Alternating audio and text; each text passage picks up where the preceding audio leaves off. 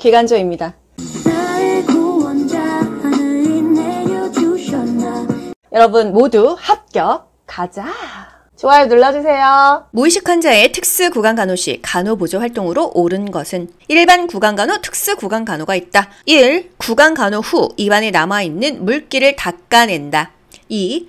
침상머리를 내리고 고개를 뒤로 젖힌다. 3. 혀는 닦지 않는다. 4. 입안을 헹굴 때는 많은 양의 용액을 한 번에 사용한다. 5. 가산화수소 원액을 적신 솜을 사용한다. 정답은요?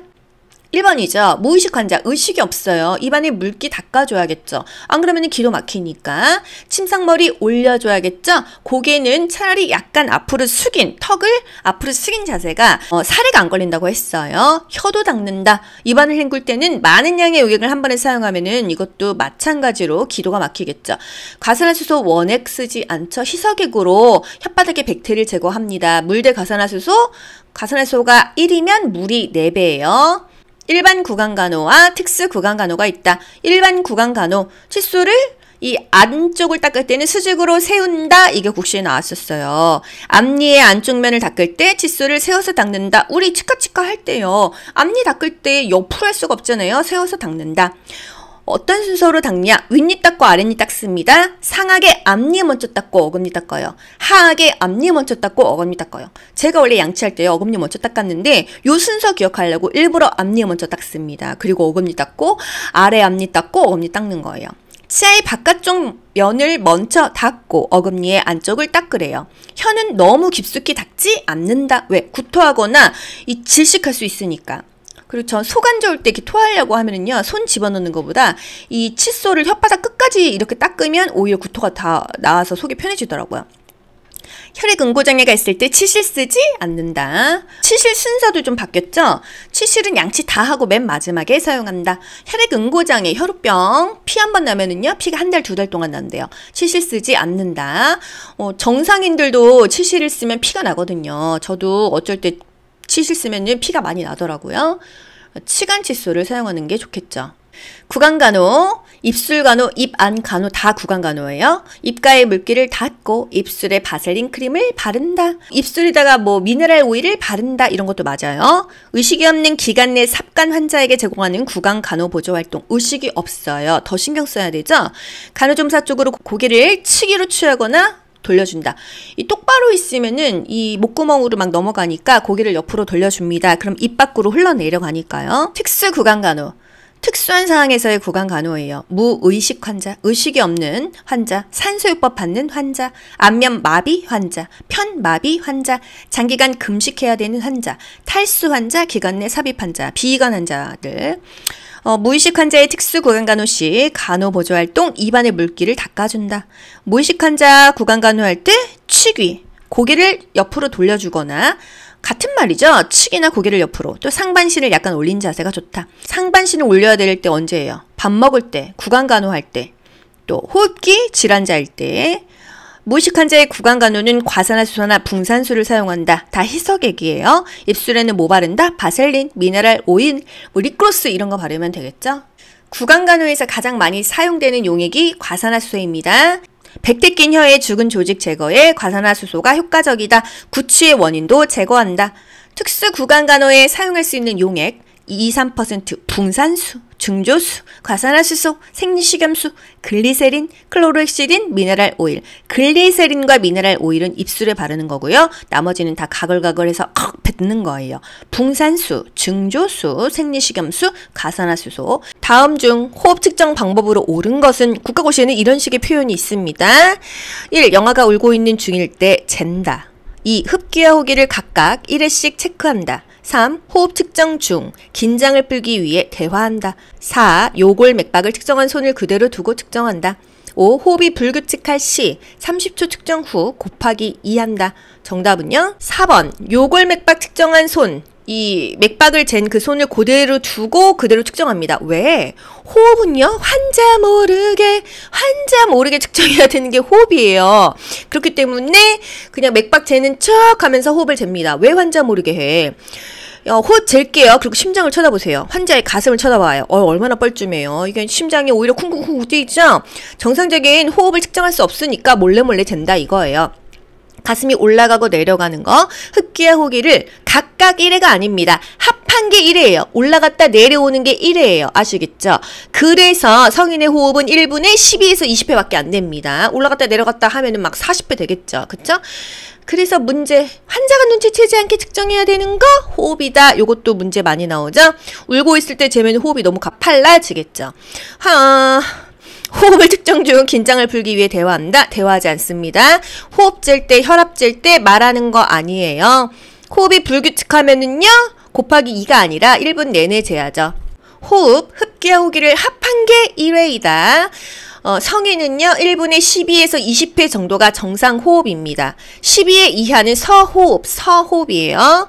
신생아는요, 호흡이 성인의 더블이에요. 30에서 60회. 신생아는 호흡이 30부터 60회 안에 들어간다는 거 거의 더블이다. 이렇게 기억하세요. 환자 모르게 재야되는 활력증 후 호흡입니다. 그래서 호흡은 환자 모르게 맥박 측정하는 척 요골 부위에다가 손목시계 차는 여기 거기다 손을 그대로 올려놓고 이렇게 옆으로 환자 가슴을 보면서 위아래로 흡기와 호기를 합해서 1회입니다. 호흡에 관여하는 근육, 횡격막과 늑강근.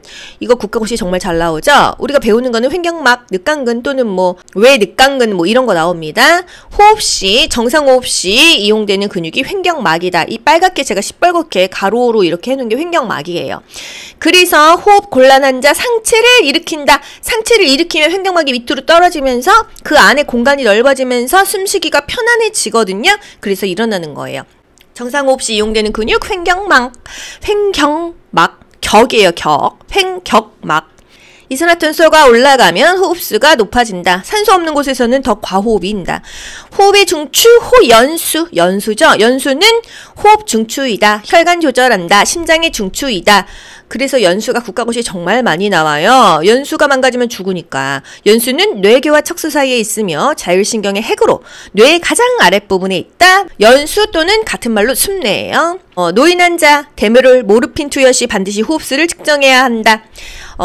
정상 호흡이요. 12에서 20회입니다. 노인 환자 서호흡일 때 가뜩이나 12회 이하 숨도 못 쉬는데 데메롤, 모르핀 이런 마약성 진통제를 투여하면 호흡이 더 느려지기 때문에 항상 호흡수를 측정해야 된다 이거예요. 그래서 활력 증후가 중요한 것입니다. 이것도 국시 빈출이죠. 호흡수, 어떤 약을 먹이기 전에, 투여하기 전에 호흡수를 재냐? 모르핀입니다. 또는 모르핀 먹일 때, 투여할 때 뭘 재냐? 호흡수입니다. 왜? 서호흡이 되니까. 맥박수는요? 디곡신, 디기탈릭스, 강심제예요. 이거 먹이면은 맥박 떨어지죠? 그래서 맥박수를 확인하고 처방한다. 쿠마린, 헤파린, 피가 안 멈추는 약입니다. 그래서 항응고제예요. 응고되지 않는 약. 그래서 혈액 응고 시간을 체크해야 돼요. 이 약 먹고 있는데 치과 막 발치 막 몇 개 있어요. 피 막 펑펑 나겠죠? 그래서 항상 호흡수를 떨어뜨리는 약, 맥박수를 떨어뜨리는 약, 피가 안 멈추는 약 이런 것을 투여할 때는 신중해라 이 얘기예요. 최근 국시에 요게 나왔어요. 호흡에 2가지 종류가 있는데 임종시의 호흡. 죽기 전에 어떻게 써요? 숨이 이렇게 무호흡과 과도호흡이 교대로 일어납니다. 이게 바로 체인 스토크스 호흡, 임종시의 호흡이에요. 그런데 국시에 뭐 나왔어요? 쿠스마을 호흡 나왔어요. 쿠스마을 호흡은 호흡의 리듬은 규칙적이지만 비정상적으로 깊고 호흡수가 증가하는 것이 특징이고 과일 냄새가 난대요. 그래서 케톤성 당뇨병 환자가 혼수 상태가 됐을 때 이 과일 냄새가 나는 호흡이 뭐냐? 쿠스마을 호흡이다 그랬습니다.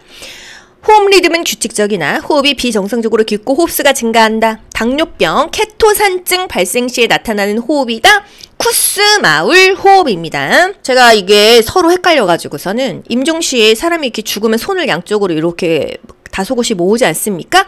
그게 마치 이렇게 체인을 이렇게 한 느낌이어서 제가 그걸 체인 스토크스 호흡으로 외웠었고 쿠스마울이 기억이 안 나서 메리 크리스마스 이렇게 외웠었어요. 당뇨병 크리스마스. 그래서 쿠스마을, 쿠스마스가 아니죠. 쿠스마을 호흡은 당뇨병, 당뇨, 크리스마스 이렇게까지 외웠었습니다. 어쨌든 이렇게 연결해서 찍을 수 있거든요. 임종시의 호흡, 체인 스토크스 호흡. 케톤성 당뇨병, 당뇨, 크리스마스, 쿠스마을 호흡이다. 이렇게까지 연결을 합니다. 이게 본인이 암기가 안 되면요. 어떻게 해서라도 히스토리를 만들어서 그냥 엮어야 돼요. 의치관리법. 의치 하면은 포인트 뭐죠? 찬물에 담근다, 뜨거운 물에 하지 않는다? 요것만 일단 기억하고 보기 보세요. 1. 칫솔보다는 거즈를 이용하여 닦는다. 2. 마모제가 많이 함유된 치약을 사용한다. 3. 세면대에 수건을 깔아놓고 의치를 닦는다. 4. 물기가 없는 건조한 상태에서 의치를 끼운다. 5. 깨끗한 컵에 뜨거운 물을 부어 의치를 보관한다. 정답은요? 3번이죠? 세면대에 수건을 깔아놓고 의치를 닦는다. 왜? 의치는 비싸요. 떨어뜨리면 깨지니까 쿠션 역할을 할 수 있게 수건을 깔아놓고 닦아라 이 얘기예요. 뜨거운 물 틀린다고 했죠? 그러니까 5번. 깨끗한 컵에 뜨거운 물을 부어 의치를 보관한다. 이건 그냥 바로 제껴지는 거고요. 4번. 물기가 없는 건조한 상태에서 의치를 끼운다.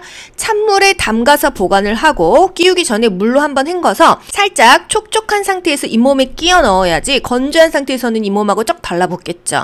2번. 마모제가 많이 함유된 치약을 사용한다. 의치를 뭘로 닦죠? 의치 세정제 또는 주방세제, 퐁퐁으로 닦습니다.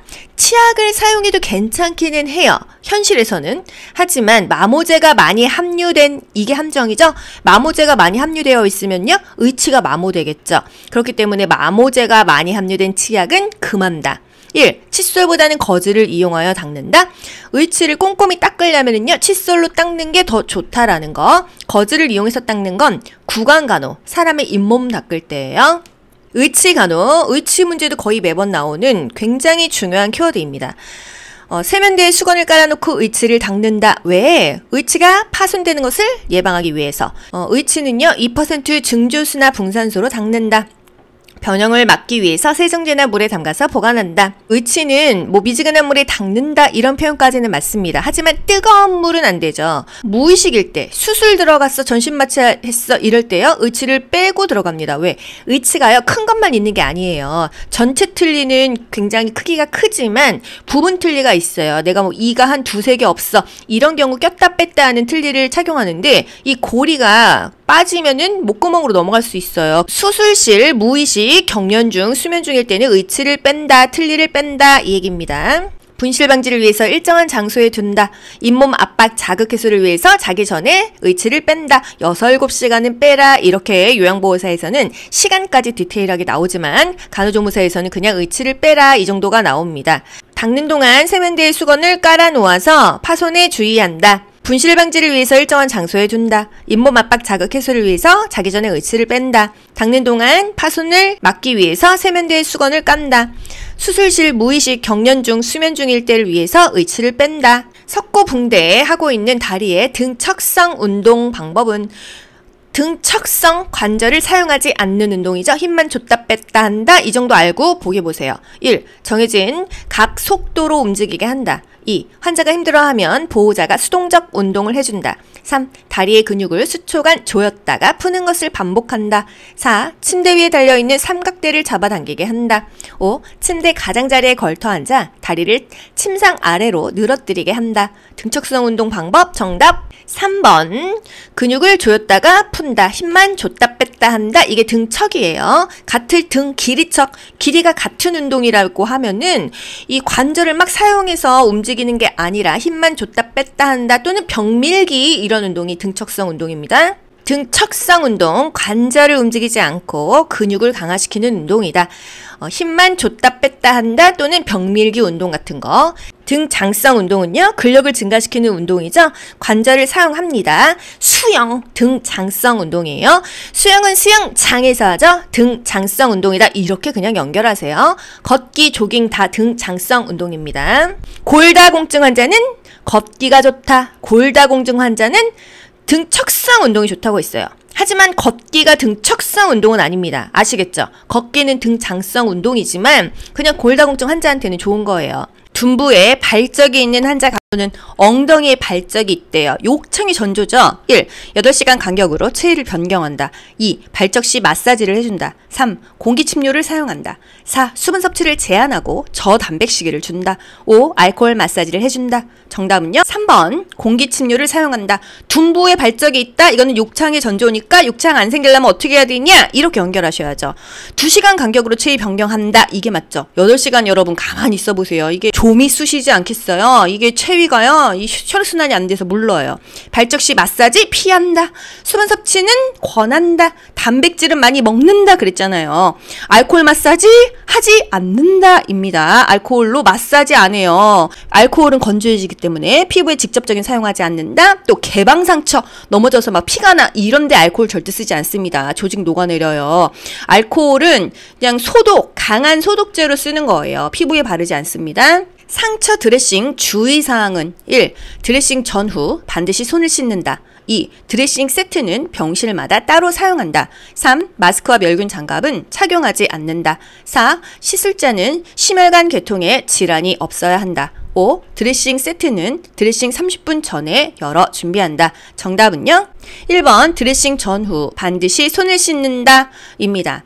상처 드레싱 전후 손 씻고, 밥 먹기 전후 손 씻고, 화장실 갈 때 손 씻고, 손에 뭐 묻으면 손 씻고, 항상 질병에 1차적 예방, 2차적 예방, 3차적 예방에서 가장 중요한 건 예방입니다. 손 씻기가 가장 중요한 거예요. 그리고 구강간호도요, 양치질이 가장 중요한 것입니다. 항상 미리미리 대비하고 아프기 전에 예방하는 게 가장 좋은 거예요. 건강 증진, 질병 예방, 질병을 예방하는 게 좋습니다. 드레싱 세트는 병실마다 따로 사용하는 게 아니라 환자마다 준비하는 거예요. 이 환자는 요 드레싱 세트, 저 환자는 저 드레싱 세트, 환자마다 따로 준비합니다. 마스크와 멸균 장갑은 착용해야겠죠. 시술자는 심혈관 계통의 질환이 없어야 한다. 그런 거 없습니다. 드레싱 세트는 드레싱 30분 전에 열어두면 오염됩니다. 그때 바로 직전에 연다. 감염 관리, 병원 감염의 대표적인 거 창상 감염, 폐렴, 폐혈증 또는 요로 감염이 한 30% 정도 된다. 표준 예방 지침, 질병의 종류도 상관없어. 감염 질환의 유무도 상관없어. 그냥 입원한 모든 환자에게 적용되는 게 표준주의예요. 표준이라는 말은 스탠다드, 기준점이 된다 이 얘기입니다. 남녀노소, 이 코로나든 성병이든 뭐든 다 이거는 지켜라. 이게 바로 표준주의예요. 요로 감염, 병원 감염의 30% 정도로 가장 흔하다. 병원에 입원한 사람들이 거동이 안 되거나 의식이 좀 안 좋거나 이러신 분들이 많기 때문에 소변 줄을 꼽았어. 또는 대변 지려서 닦았어. 이럴 때 요로 감염 많이 생긴다는 거죠. 감염 예방을 위해서 사용한 바늘은 뚜껑을 다시 끼우지 않는다. 이거는 리캡하지 않는다. 우리가 환자 엉덩이 주사 놓습니다. 간호조무사가 IV 나요. 그 옛날에는요, 그거를 주사 바늘을 플라스틱 그 뚜껑에 다시 끼웠어요. 그리고 버렸어요. 끼우는 과정에서 손가락 많이 찔렸거든요. 그럼 B형 간염 환자 피면은 납비형 간염 걸리고 매독 환자면 매독 걸리는 거예요. 그래서 간호조무사의 건강, 의료진의 건강을 위해서 바늘은 뚜껑을 씌우지 않게 바뀌었습니다. 이 바늘 어디다 버려요? 폐기물 중에서 손상성 폐기물에 버려요. 제가 또 흥분했죠? 손상성 폐기물 노란 통에다 버립니다. 이런 바늘, 한방침, 이런 일반 주사기 침 여기다 버리죠. 그러니까 표준주의 이런 것도 문제에 나오고요. 감염 예방을 위해서 입과 코를 휴지로 가린다 이런 것도 나오고요. 손을 씻을 때 만약에 혈액이야, 그러면 항상 찬물에 먼저 닦아라. 또 면포, 옷 같은데 피 묻었어? 찬물에 먼저 핏기를 제거하고 더운 물로 닦아라. 이거 항상 순서대로 나오잖아요. 피나 혈액, 체액 이런 단백질류는요, 뜨거운 물에 응고되고 얼룩이 져요. 그렇기 때문에 잘 안 지워집니다. 얼룩이 계속 남으면은 그거 다른 아무리 빨아도 새로운 환자한테 쓰기 찝찝하잖아요. 찬물에 핏기를 제거한다. 이게 항상 국가고시에 정말 단골로 나옵니다. 섭취량으로 기록되어야 하는 것은 섭취량과 배설량. 국가고시 맨날 나오죠. 직전국시에도 나왔죠. 섭취량, 우리 몸에 들어오는 모든 것입니다. 1. 소변, 2. 구토, 3. 설사, 4. 가글액, 5. 혈액 공급받은 용량. 정답 뭐예요? 소변? 배설량이잖아요. 구토? 배설량이잖아요. 설사? 배설량이잖아요. 가글액? 섭취량도 아니고 배설량도 아니죠. 왔다 가는 존재입니다.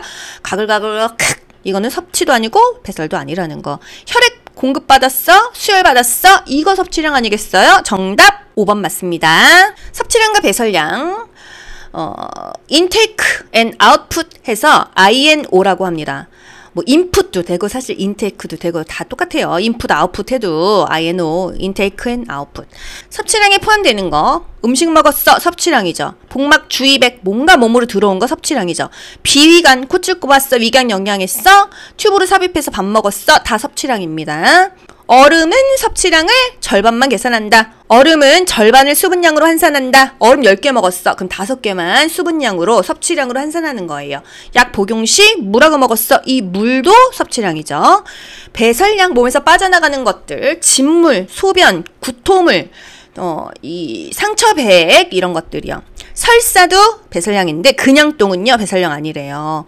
그냥 똥, 가글액, 그냥 땀 이거는 배설량이 아니라는 걸 기억하세요. 발한 그냥 우리가 조금 땀 나는 거 어떻게 측정이 안 되잖아요. 그죠? 가글액은 왔다 가는 거니까 정상 대변은 아니고 설사는 배설량이라는 거. 그래서 배설량이 아닌 것만 기억하세요. 그냥 땀, 발한, 또 정상적인 대변, 가글액입니다. 이런 문제도 있어요. 다 연결해서 제가 짚어드리는 것입니다. 여러분이 이렇게 다 일일이 찾기 너무 어려우니까. 신부전, 사구체 신염 환자는요. 이 신부정, 신장이 부전하다. 그러면은 신장이 원활하지 않다. 신장이 뭐예요? 콩팥이잖아요. 그러면 몸에서 뭔가 이렇게 빠져나가는 대사가 안 돼서 이 많이 부어요. 부종이 생길 수 있거든요. 그렇기 때문에 섭취량과 배설량을 측정합니다. 체중도 측정해요. 이런 거 기억하시고 가시면 되겠습니다. 이 어떤 문제에 대한 이론을 제가 비법서에 다 정리를 해놓은 거예요. 그래서 비법서를 보시면 웬만한 문제를 풀 수가 있고 요걸 보면서 여러분이 요점 정리를 하실 수가 있겠습니다. 고혈압은요, 저염, 저지방 시기를 먹어라. 이뇨제 투여 후 섭취량과 배설량을 확인해라. 이런 것도 곡시에 나오는데요. 이뇨제는요, 몸에 있는 걸 쭉쭉 빼줍니다. 그래서 고혈압 너무 심하면은요, 병원에서 이뇨제를 줘요. 몸에서 빠져나가라 이거죠. 그래서 이뇨제를 투여하면은 섭취량과 배설량을 확인해야 된다. 이런 거 그냥 상식으로 알고 갈게요. 의식이 명료한 성인 입원 환자를 확인하는 방법은 의식이 명료하대요. 여러분이 입원했어요. 확인 어떻게 하죠? 1. 침상의 이름표를 보고 확인한다. 2. 환자 본인 여부를 가족에게 확인한다. 3. 환자의 이름을 불러보아 맞는지 확인한다. 4. 환자의 생년월일을 불러보아 맞는지 확인한다. 5. 환자가 대답한 이름과 등록번호 또는 생년월일을 입원팔찌와 대조하여 확인한다. 정답은요? 환자가 직접 성함 어떻게 되세요? 네, 기간조요. 생년월일 어떻게 되시죠? 2000년 몇 월 며칠이요? 이렇게 확인해 주는 것입니다. 1. 침상의 이름표를 보고 확인한다. 이름표를 보고 확인하면은 안 돼요. 동명이인일 경우도 있어요. 2번, 3번 확실하게 확인하려면은 환자에게 물어봐야 됩니다. 가족에게 확인한다. 환자의 이름을 직원이 부른다. 환자의 생년월일을 부른다. 동명이인 때문에 왼쪽 다리 수술해야 되는데 오른쪽 다리 수술하고 그 임산부인데 소파 수술하고 이런 경우 진짜로 있잖아요. 환자의 입에서 나온 것으로 확인하고 입원 팔찌로 대조하고 이리 확인하고 저리 확인하고 2번, 3번 반복 확인하고 침상 세발 간호시 옳은 것은 세발이 뭐예요? 세수예요? 아니에요. 머리 감는 게 세발입니다. 1. 손톱을 사용해서 마사지하듯 감긴다. 2. 엉킨 머리는 찬물로 씻는다. 3. 젖을 수 있으므로 목욕 담요와 침상 담요는 벗긴다. 4. 과신전 예방을 위해 수건을 말아서 목에 대준다. 5. 환자를 침상 중앙으로 이동시킨다. 정답은요? 침상 세발, 침상 목욕할 때 머리 감길 때 생각하시면 돼요. 과신전 예방을 위해서 수건을 말아서 목에 대준다. 너무 목 뒤로 제끼면은 힘드니까. 그리고 환자를 침상 중앙으로 이동시키는 게 아니라 이 가장자리로 해서 머리 감기잖아요. 손톱으로 감겨요? 손끝으로 감긴다. 이거 맨날 나오잖아요. 엉킨 머리는요. 이 빗에다가 물 묻혀갖고 빗어야 돼요. 엉킨 머리는 찬물로 씻는다가 아니라 또 피떡진 머리는 과산화수소로 하면은 이 응혈진 혈계를 잘 닦는다 그랬고요. 젖을 수 있으므로 목욕 담요와 침상 담요는 벗긴다. 가뜩이나 옷 다 입고 있어도 머리 감기면 추워요. 미용실에서 저 머리 할 때마다 너무 춥거든요. 사실 봄, 가을, 겨울에는 항상 춥더라고요. 그래서 저는 미용실 갈 때 긴팔, 긴 바지 또는 핫팩을 꼭 들고 가요. 머리가 젖으면 춥기 때문에 담요를 항상 덮어줍니다. 2발 간호, 침상 3발, 베드 샴푸. 침대에서 샴푸하는 거 침상 3발이에요. 창문을 닫고 방이 따뜻하면은 그때 목에 수건 말아서 대주고 머리 감깁니다. 목에 과도한 신전은 좀 예방해줘야 된다. 환자를 침상 가장자리로 옮긴다. 이게 침상 세발할 정도고 침상 목욕할 정도면 환자가 의사소통이 안 되는 경우가 많습니다. 그렇기 때문에 알아서 잘 해줘야지 어떠세요? 이렇게 물어볼 수도 없어요. 침대 가장자리로 머리 옮겨가지고 머리 감긴다. 이제 눈에 수건을 덮어줘서 비눗물 들어가지 않게 한다. 손가락 끝으로 문지르죠? 손톱 손톱으로 하면은 머리에 상처 나요. 이 미용실에서도 가끔 손톱으로 이렇게 하는 경우가 있어가지고 두피가 아파요. 손가락 끝으로 두피를 마사지한다. 혈액이 머리에 떡져 있어 과산화수소를 쓰는데 원액으로 쓰지 않고 과산화수소 한 컵이면은 물 4컵 넣어서 이 1대4 또는 4대1로 한다라는 거예요. 항상 물이 더 많다. 120도에서 30분의 고압증기를 이용하여 멸균시킬 수 있는 용품은 고압증기 멸균 물어보는 거 아니에요. 1. 연고 내시경 2. 스테인리스 곡방 가운 3. 플라스틱 유리 제품 4. 종이 외과용 수술기구 5. 고무제품 드레싱 세트. 고압증기 멸균에 적합한 거 뭐예요? 스테인리스 또는 면포, 요게 바로 고압증기 가장 많이 쓴다 했어요. 정답 2번 스테인리스 곡반. 가운은 면이죠. 그렇기 때문에 고압증기 멸균을 사용한다. 또 플라스틱 유리 제품, 유리하면은 건열이죠. 고무하면 고우, 이온가스 뭐 이런 것입니다.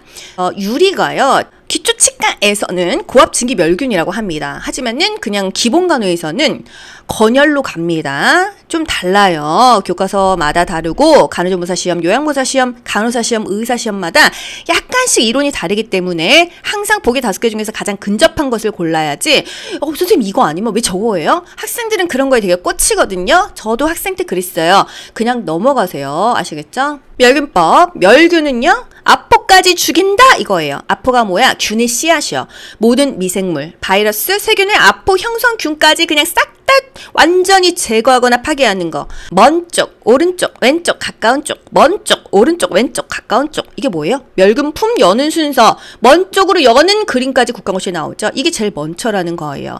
소변 배양 검사, 멸균적, 무균적으로 채취한다. 이런 거 다 연결해서 나와요. 고압증기 멸균 가장 많이 쓴다. 왜? 편하고요. 고압증기 멸균기가 저렴한 편입니다. 여러분 왜 그 식기세척기라고 생각하세요. 고압의 스팀으로 멸균해 주는 거예요. 사이즈는요. 전자레인지보다 조금 큽니다. 120도에서 2-30분간 멸균을 해도 멸균이 돼요. 그런데 이걸 40분간 이렇게 국가고시에 나온 적이 있거든요. 그래도 맞다. 왜? 보기 5개 중에서 가장 근접한 게 답이니까. 2-30분을 40분이라고 했다고 이거 틀려는 아니에요. 숫자의 유도리를 가지셔야 국가고시 시험에 점수가 잘 나옵니다. 아시겠죠? 날카로운 기구는 날이 무뎌지는 것을 방지하기 위해서 끝을 뭘로 싸준다? 뭘로? 거즈. 멸균의 유효기간 2주입니다. 2주 지나면 안 썼어도 다시 재멸균기 돌려야 되는 거예요. 이옥가스 고무 제품, 내시경 폴리카테터 이것도 고무거든요. 이옥가스에 돌린다. 근데 이옥가스가 이게 몸에 안 좋은 뭐가 나와요. 그래서 멸균 직후 멸균 물품을 통기를 한다, 환기한다. 몇 시간? 8시간에서 12시간. 굵게 가세요, 굵게. 숫자 하나하나에 연연하지 마시고요. 건열, 건식이에요.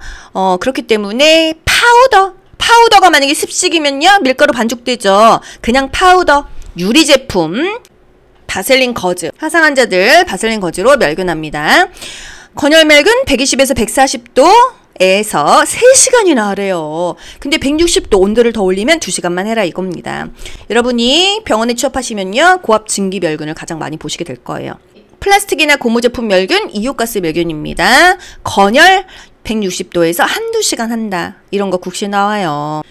전신마취 수술 예정인 환자에게 가장 중요한 간호는 보기 전에 전신마취 하면 가장 중요한 거 호흡기 숨 잘 쉬는 게 가장 중요합니다. 그래서 수술 끝나면 심호흡하세요. 조기 이상하세요. 기침하세요. 이거예요. 1. 기도 유지 호흡기 합병증의 예방. 답이 그냥 딱 나오죠. 2. 환자의 안정. 3. 봉합 부위의 빠른 회복. 4. 소화기 합병증 예방. 5. 순환기 합병증 예방.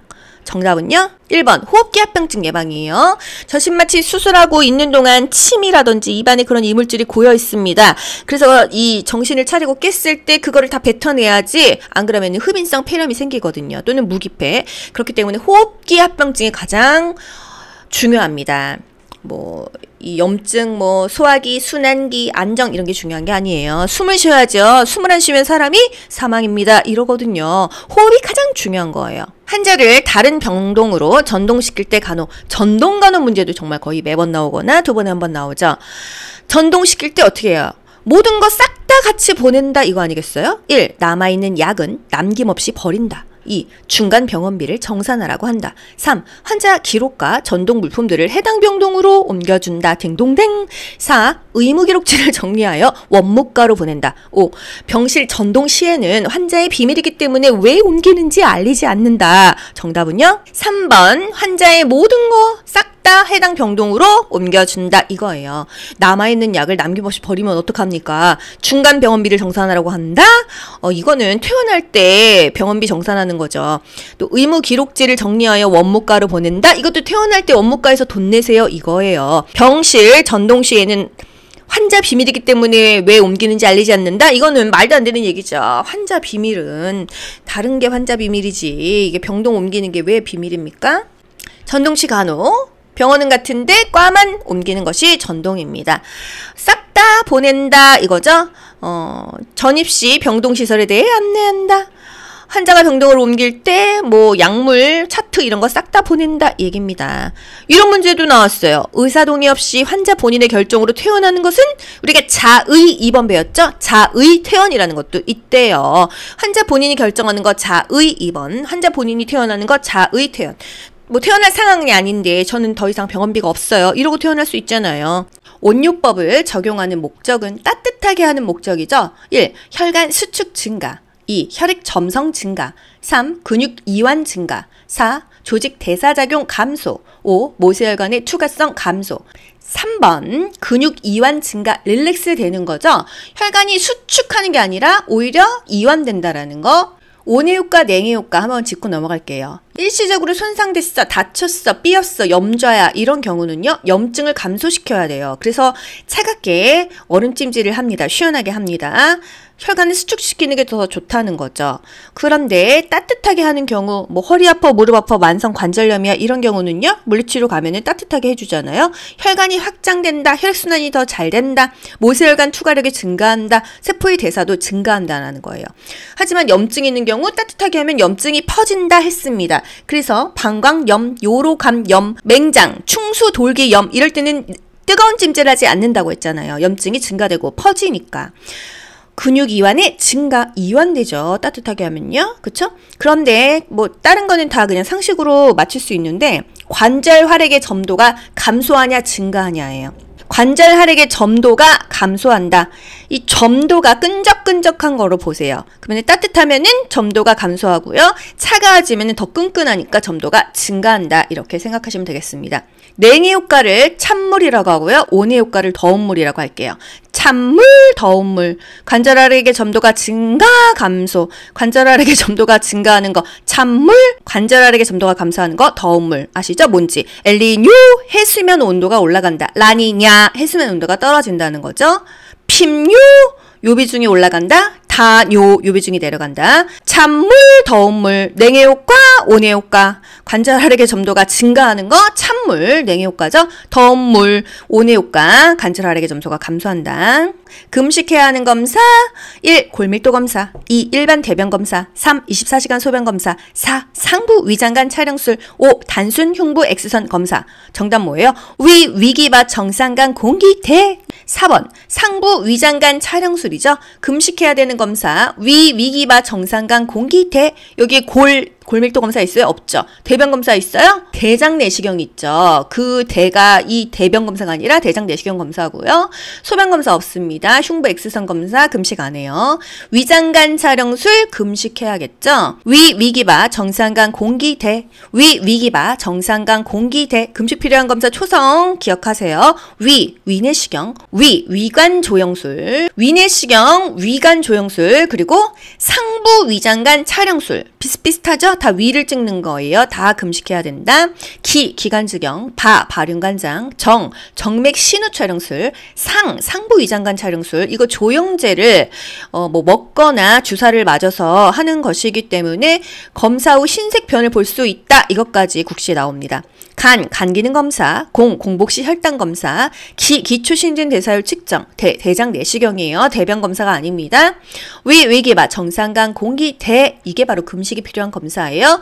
조영제를 사용하여 검사하는 것은 1. 심전도 검사 2. 초음파 검사 3. 자기 공명 영상 4. 조영술 5. 흉강천자. 정답은요? 4번 조영술이죠. 조영제를 사용하는 검사 조영술입니다. 상부위장관 촬영술, 상부위장관 조영술 같은 말이에요. 심전도 심장검사죠. EKG 검사라고도 합니다. 요거는 금식하지 않는다라는 거. 초음파 검사, 뭐 자궁 초음파 이런 거 할 때 여러분 금식하고 가나요? 그냥 가죠. 또 자기 공명 영상 MRI죠. MRI. 또 흉광천자 뭐 금식은 안 해도 된다고 하네요. 특수 구강간호 대상자는 구강간호를 특수하게 해줘야 된다? 굉장히 불편한 사람이겠구나 정도 알고 보기 보세요. 1. 인후통으로 인한 편도선 절제 환자. 2. 당뇨 환자. 3. 미음시기를 하는 위절제 수술 환자. 4. 의치를 하고 있는 노인 환자. 5. 폐렴으로 인한 기관지 삽관 환자. 정답 뭘까요? 몰라도 한번 찍어보세요. 편도선 수술했어? 당뇨야? 노인 환자야? 뭐 미용 먹고 있어? 어느 정도 정상적인데 폐렴인데 기관지를 삽관했어. 비위관 영양하고 있어. 요런 환자가 구강간호 대상자가 아닐까? 정답 5번입니다. 몰라도 이렇게 찍는 게 실력이에요. 특수 구강간호를 받아야 되는 사람은 누굴까? 일반적인 구강간호는요. 입원하고 있는 환자일 수 있죠. 뭐 일시적으로 손을 못 쓴다거나 뭐 수술해서 의식이 명료하지 않다거나 이런 경우인데 특수한 경우는요. 비위간을 하고 있다. 또는 마비가 된 환자야. 안면마비, 편마비. 또 산소요법을 받고 있어. 뭐 코와 입을 막을 수 있겠죠. 그리고 의식이 없어. 이런 경우는 특수 구강간호를 한다. 굵게 가세요. 굵게. 여러분이 문제를 풀 때요. 그것에 대한 해답을 교과서에서 발췌해서 읽으면 가장 좋은데 교과서가 6권이죠. 총 과목이 21과목이죠. 이 문제가 기본간호에 어느 파트에 있을까? 여러분이 찾아서 역으로 가는데 시간이 정말 많이 걸려요. 그거 정확하게 발췌해가지고 해설 찾으려면요. 하루 종일 걸리거든요. 제가 국가고시 볼 때 그랬어요. 그래서 제가 요렇게 비법서를 정리해 놓은 것입니다. 지금 비법서 신청 기간이에요. 고정 댓글에 링크 있으니까요. 문제도 푸시고 수시로 보면서 국가고시 지금 기출이 어떤 유형으로 나오는지 제가 다 정리해 놨잖아요. 그렇게 해서 활용하셨으면 좋겠습니다. 무의식 환자의 특수구강간호 시 간호보조 활동으로 옳은 것은 구강간호 후 입안에 남아있는 물기를 닦아낸다. 물론 보기 5개 중에서 가장 근접한 게 정답이 되는 거예요. 무의식 환자야. 입안에 물기가 많이 남아있어. 어떻게 돼요? 기도 막히겠죠. 그렇기 때문에 물기를 닦아낸다. 이런 것들도 답이 됩니다. 또 무의식 환자에게 구강간호를 제공할 때 올바른 체위는 구강간호할 때 당연히 뭐 양치하거나 할 때 상체를 올려주는 게 좋잖아요. 우리가 밥 먹을 때, 구강간호할 때, 또는 이 대소변 볼 때, 호흡이 곤란할 때 상체를 올려주는 체위가 가장 좋죠. 의식이 없는데 상체를 올리기가 어렵잖아요. 그래서 고개라도 옆으로 돌려서 치기, 고개를 옆으로 돌려라, 상반신을 약간 올린 자세, 뭐 이런 것들인데 흡인 방지를 위한 자세가 필요하다 이 얘기입니다. 굵게 가면서 세부사항을 보셔야지 그 전체적인 의미를 모르는 상태에서 막 달달달달 외울 수는 없거든요. 무의식 환자의 구강간호는 과산화수소나 붕산수를 사용한다. 입술에는 뭘 발라? 바셀린, 미네랄 오일을 바른다. 구강간호는 입술간호와 입 안간호가 나뉘어진다 이거예요. 과산화수소는요. 구강간호에 가장 많이 쓴다. 혓바닥에 백태가 많죠? 그럼 구취의 원인이 되죠? 이런 것을 제거하는데 과산화수소가 효과적인데 원액을 쓰지는 않는다. 물하고 희석한다? 물이 4배가 더 많다라는 거예요. 특수구강간호에 사용할 수 있는 용액, 입안에 어떤 용액 사용할 수 있냐? 붕산수, 중조수, 과산화수소, 생리식염수, 글리세린은 입술에 바르는 거고요. 클로로헥시딘, 원액을 희석해서 사용합니다. 클로로헥시딘 같은 말로 헥사메린이에요. 임플란트 수술하신 분들 이렇게 핑크색 가그렉 같은 거 받은 거 있죠? 이게 바로 그겁니다. 소독액의 문제에서 직전국시에 뭐 나왔어요? 이 점막 소독에도 클로로헥시딘을 쓸 수 있다. 이런 거 나왔습니다. 노인 환자의 통목욕 시 간호보조 활동으로 옳은 것은 통목욕이에요. 1. 목욕 중 환기가 되도록 창문을 열어둔다. 2. 목욕 중 어지러워하면 바로 일으켜 세운다. 3. 목욕 중 욕실 문을 안에서 잠그지 않게 한다. 4. 환자가 원하면 1시간 동안 물속에 있게 한다. 5. 편마비 환자의 경우 욕조에 들어갈 때 마비된 쪽부터 움직이게 한다. 정답은요? 욕실 문을 안에서 잠그지 않게 한다. 쓰러지거나 했을 때 대처가 안 돼요. 안에서 잠그면 안 된다는 거예요. 목욕 중 환기가 되도록 창문을 열어둔다. 감기 걸립니다. 목욕 중 어지러워하면은요. 물을 먼저 빼고 트렌델렌버그 포지션을 한다 했어요. 다리를 높여준다. 또는 머리는 수평으로 유지하고 다리를 높여준다. 물을 먼저 빼는 것입니다. 그냥 일어나게 하면 안 돼요. 넘어져서 낙상 입어요. 환자가 원하면 1시간 동안 물속에 있게 한다.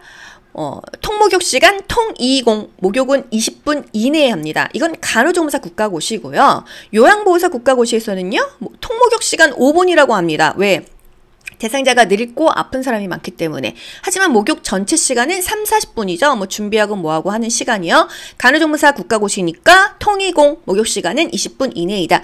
그래서 이 숫자가 약간 유도리 있게 국가고시에 나올 수가 있어요. 이건 아니잖아. 이건 아닙니다. 보기 5개 중에서 가장 근접한 걸 답으로 찾으셔야 돼요. 여러분 아시겠죠? 우리가 배웠던 숫자보다 조금 다르면 여러분은 굉장히 막 이거 아니야 이렇게 답을 제껴버리는데 출판사마다도 다르고요. 의사, 간호사, 간호조무사, 요양보호사 숫자가 다릅니다. 그 국가고시 시험마다요. 달라요. 그렇기 때문에 약간의 유도리를 인지하셔야 돼요. 보기 5개 중에서 가장 근접한 게 답이라는 거. 통목욕, 통20 20분 한다. 이렇게 기억하세요. 목욕 중 욕실문을 안에서 잠그면 안 된다. 환자가 어지럽다고 하면은요. 열심히 받았던 물을 아깝지만 뺍니다. 머리를 수평으로 주고 다리를 높여줘서 다리에 있는 피까지 심장으로 모아서 혈액순환을 잘 되게 해준다. 트렌델렌버그 포지션. 초크 자세이죠. 퇴원하는 환자에 대한 간호보조 활동은 퇴원하는 환자입니다. 여러분 문제를 잘 보셔야 돼요. 간호보조 활동이 포인트가 아니에요. 입원하는 환자 또는 병원에 처음 내방한 환자 또는 퇴원하는 환자 그때 우리가 가이드 해줘야 될 게 다르거든요. 그래서 우리가 이랬을 때 써먹으라고 이런 문제 나옵니다. 1. 병원 시설 안내 퇴원하는데 2. 면회 안내 3. 귀중품 보관 안내 4. 외래 방문 일정 안내 5. 화재시 대피로 안내. 정답 뭐예요? 쉽죠? 문제 파악만 해도 답이 딱 나와요. 퇴원하니까 잘 가세요. 다음에 이때 방문하세요. 이거 아니에요. 외래 방문 일정 안내 또는 운동 이렇게 하세요. 안내. 처방전 안내 이런 거 되겠죠. 병원 시설 안내, 면회시간 안내, 기중품 보관 안내, 화재시 대피로 안내 이거는 입원하는 환자한테 알려줘야겠죠. 전동시 간호. 전동이 뭐예요?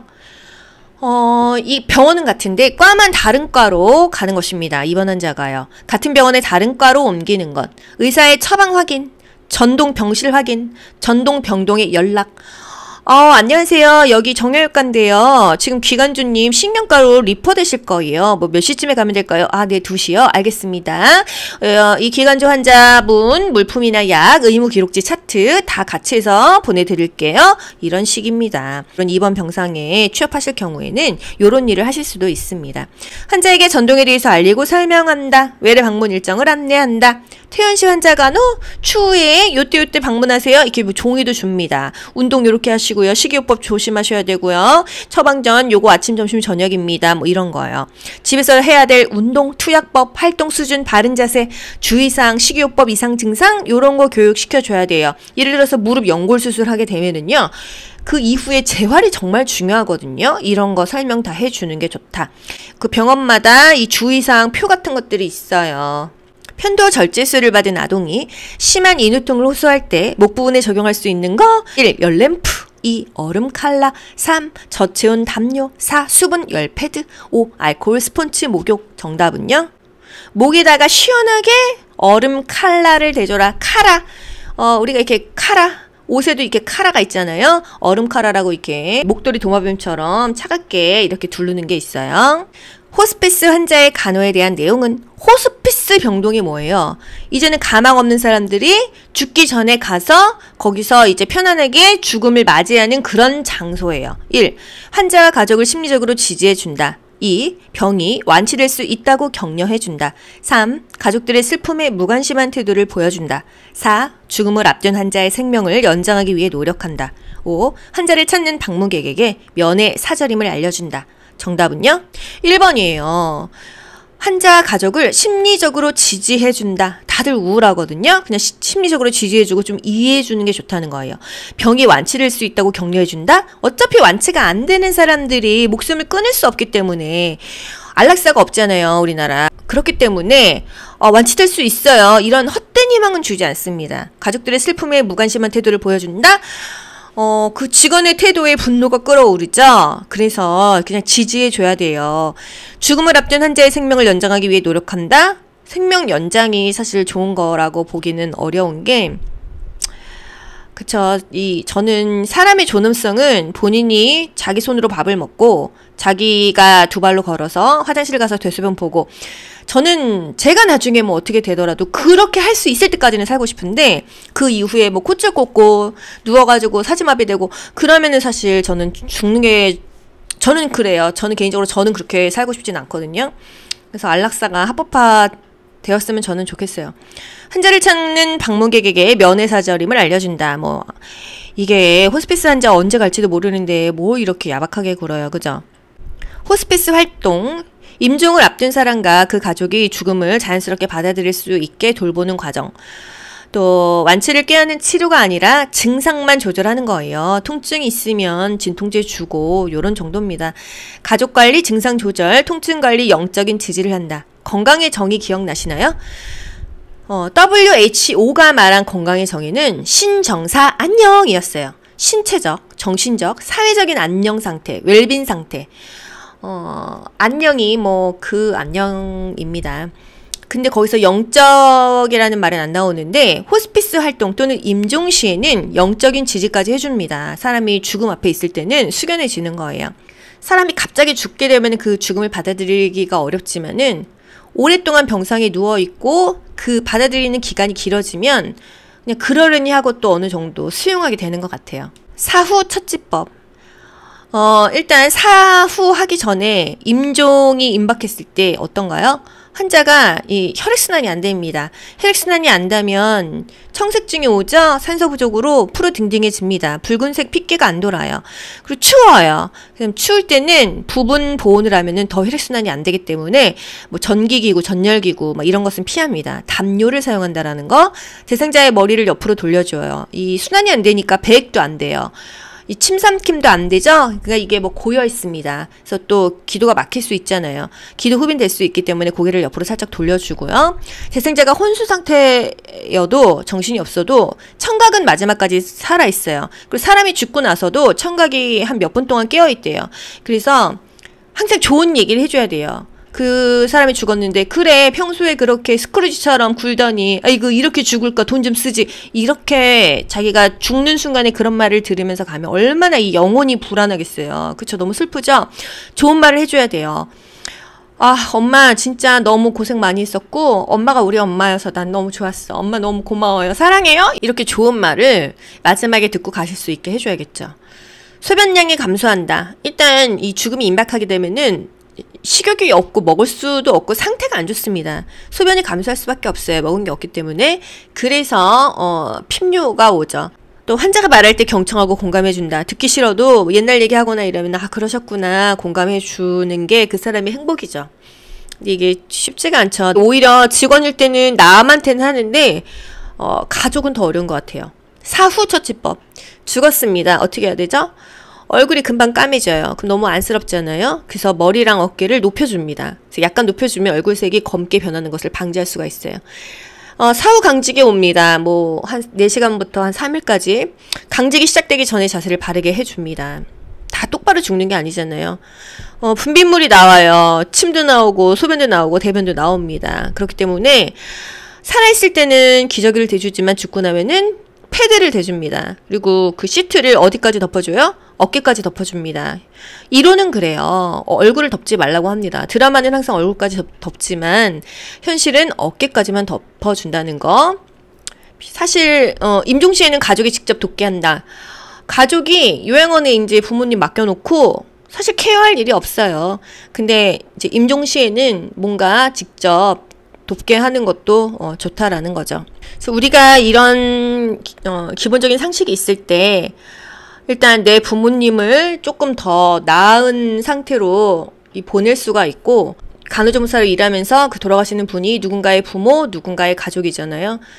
그렇기 때문에 또 이런 것을 알고 있으면 조금 더 도움이 되겠죠. 그래서 여러분이 열심히 공부하실수록 더 나은 인생, 더 더 나은 직원, 그리고 결국 나의 죽음까지도 준비하게 되는 그런 자세를 갖게 된다고 생각합니다. 그래서 뭐 간호조무사 자격증, 요양보호사 자격증, 그거 뭐 핫바리 자격증이다, 뭐 파출부다, 이런 말 진짜 많이 하고 하는데, 이거는 딴 사람만이 알아요. 이런 것들을 배움으로 인해서 내 삶이 훨씬 더 풍요로워진다는 것을요.